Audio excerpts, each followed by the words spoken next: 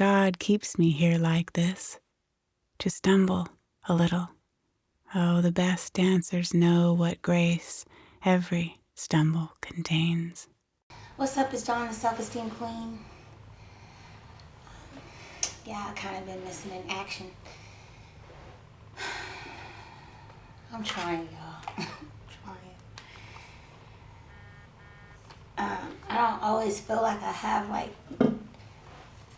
time, and I actually used to work from home. Then I took on this consulting gig here, and man, the consulting gig isn't the issue. The issue is I work in the city and I live in the desert. And at one point, where I lived was nice. Don't judge the Red Bull, please, because I'm about to have to sit in like hours of traffic. So anyway, first of all, happy Tuesday. So I wanted to talk about a few things. I actually had a question from a friend of mine, Bridget. So first I'm going to answer your question because you asked me May 30th and it's June 16th, so I'm late. So the question is, should parents of children, teens do random phone checks or check their social media pages? Is it a violation of their privacy? So, Bridget, I love you, girl. But you're talking to somebody who doesn't even allow family members around her kids, okay? First of all, I don't think that all kids should be on social media. And I don't think that it doesn't matter if it's the trend. Like, my kids are watching Reading Rainbow right now. By the time, they grow up, hopefully, 6 or 3, hopefully Facebook won't even be around. But if it is, they won't have one. And I think that in a world where sexual predators are hunting young girls and young boys, catch that, and young boys, it is so important that we take the time, like sincerely, to not only monitor what our kids do, but stalk it. You don't have to tell them. Do you, like some of you women out there, do you tell your dude when you're about to search through his phone? Or some of you men, do you tell, your woman when you're about to, go through her emails?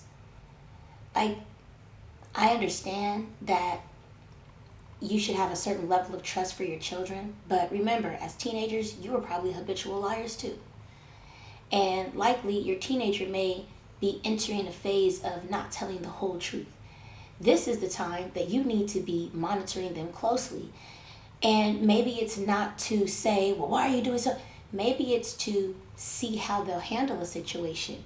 Maybe, by monitoring their interactions on social media, you can formulate conversations at the dinner table or on the way to school or on the way to the store that surround a scenario that your child may be dealing with. So I totally believe in monitoring telephone. I mean, we just had a situation out here where in California, and I'm sure it happens everywhere, where they put up these Instagram pages, and the pages are basically people from certain areas, like their nude pics. And so they basically, nobody knows who the originator of this is, yet now all these people's nude pictures that they've sent in text messages to people from certain schools in certain areas are now being uploaded to the internet. Well, how'd they get that information? Well, first of all, if we're aware that teenagers are sexting, if we're aware that they're in a world where that happens, then you have to adapt to that world. Now you may say, well, when I was younger, my parents didn't pry into my world, and we didn't have phones and we didn't have social media. Catch that. And I know that My grandmother started having kids at like 13, 14. I know other people older who started having kids at like 13, 14. So if we know that without social media, somebody can lay down and have kids in a world of free porn on the internet, I would monitor every single thing that I would monitor everything. You know, if I could jump into my kid's dream, I would. That's real. Who you dreaming about? So where have I been? So first of all, commuting is not fun when you get up at 3 o'clock in the morning just so that you don't have to deal with the anxiety of traffic and the different energies on the freeway. Only to get down to LA at like 5 o'clock in the morning, so I'm totally early for everything. And I don't normally leave, it's like 7-11 now, I don't normally leave until after 8:30. When I get closer to the desert, they're building a freeway right on the only freeway that I take to get home.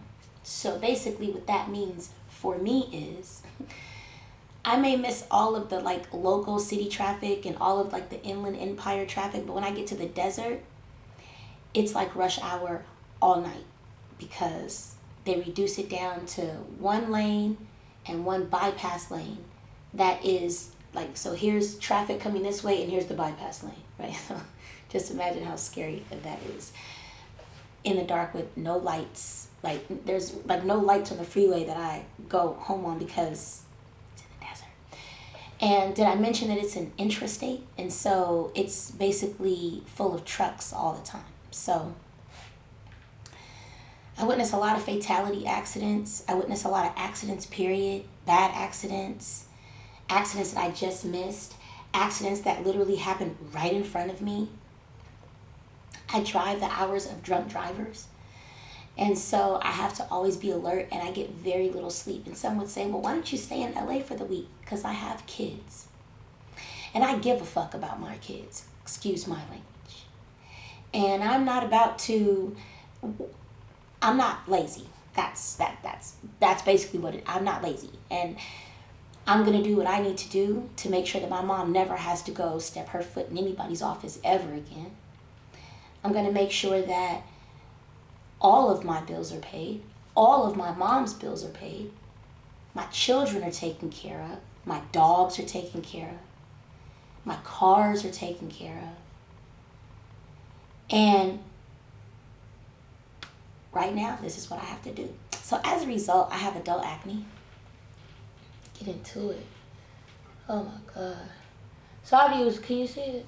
Listen, get into it. Get into the flawed self-esteem queen. Can you see it? Like, where are you at?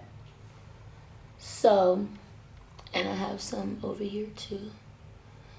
Right here. Where? Yeah, so, who wants to get on camera like that?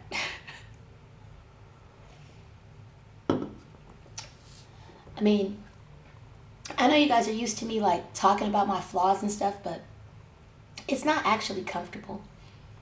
Like, I don't sit here and be like, oh yeah, I'm about to talk about my flaws and, how I've gained weight because, I can't really exercise even though I have enough time, but I'm so tired. So, I am on here to talk about the bullshit today, though. SEQ point of view.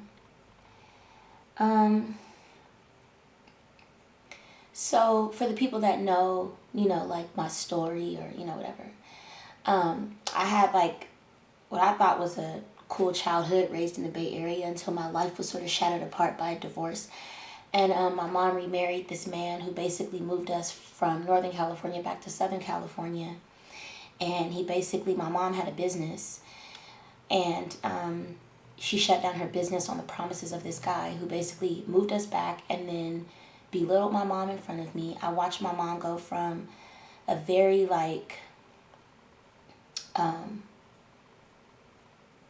she was really who I am now is who I grew up watching my mom being. So,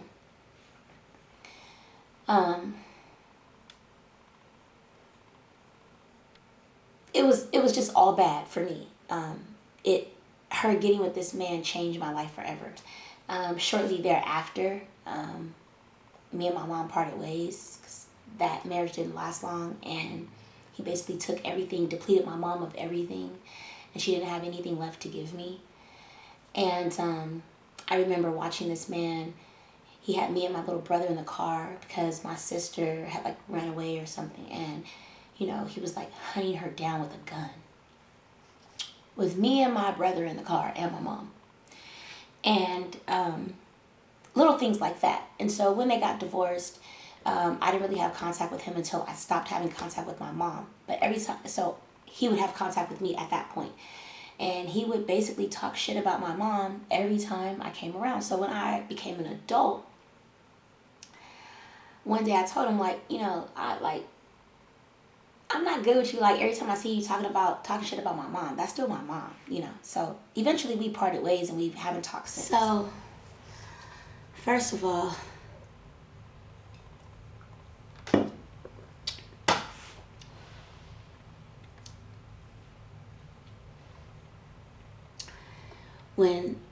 when God wants you to really step out on faith, all of these things start to happen.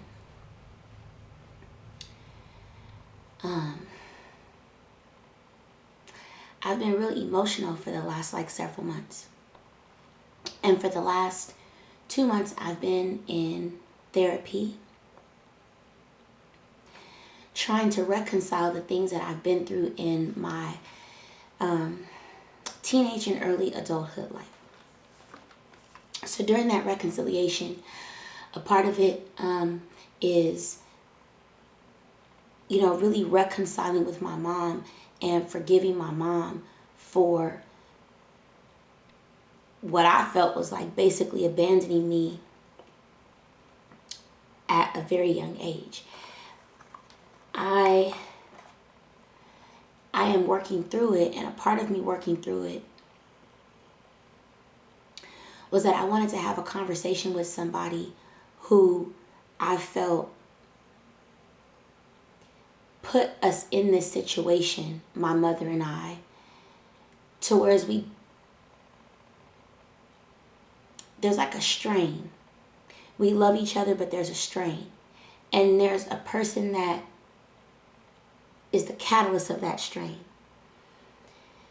And yesterday, this is what happened when somebody sent me a link to the news. Former audio-visual tech from the LA Department of Water and Power entered a plea of not guilty today. He's charged with misappropriating more than $4 million in public funds. Eyewitness News reporter Mark Cordero-Robles was at the courthouse. Former LADWP employee Thaddeus Carl Richard in a downtown courtroom this morning, charged with 27 felony counts for allegedly misappropriating more than $4 million in public funds, and a scheme prosecutors say was a conflict of interest. There was a lot more to this than what we initially thought. According to the LADWP, it began with a tip, someone accusing Richard of using DWP equipment for personal gain. So,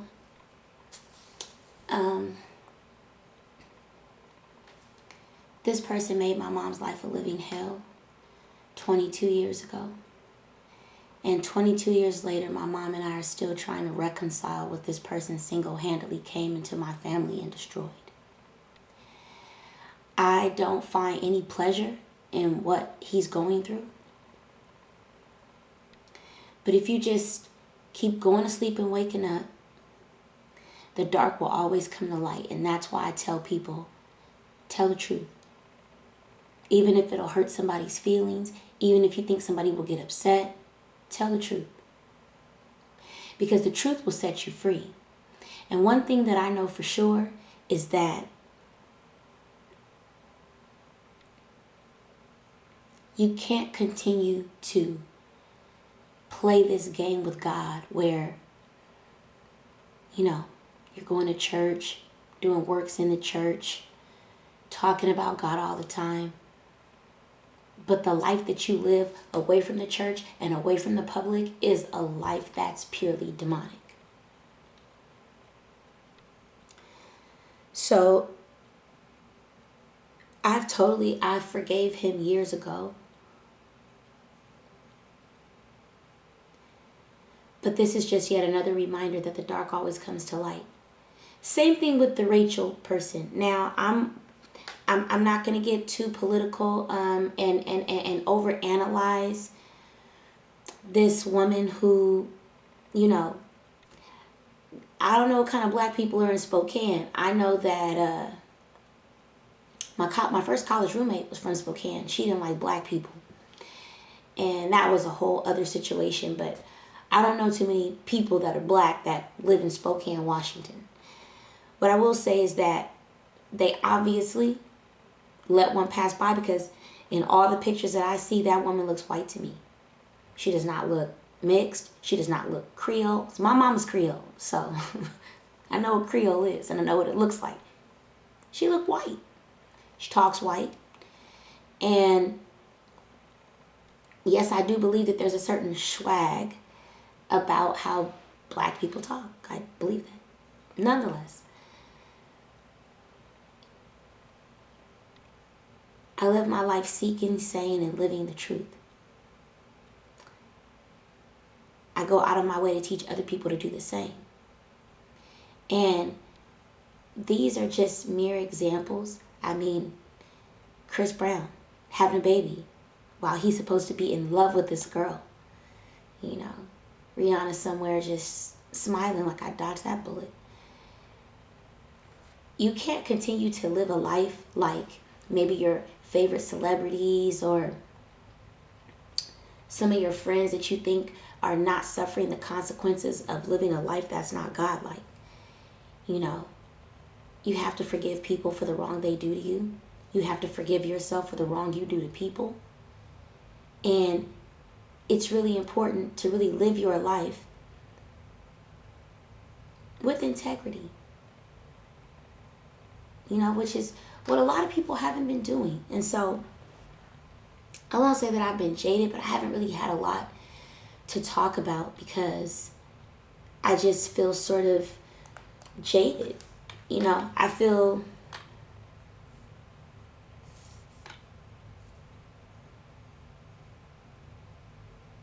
my friend's moving to Dubai. I'm really sad.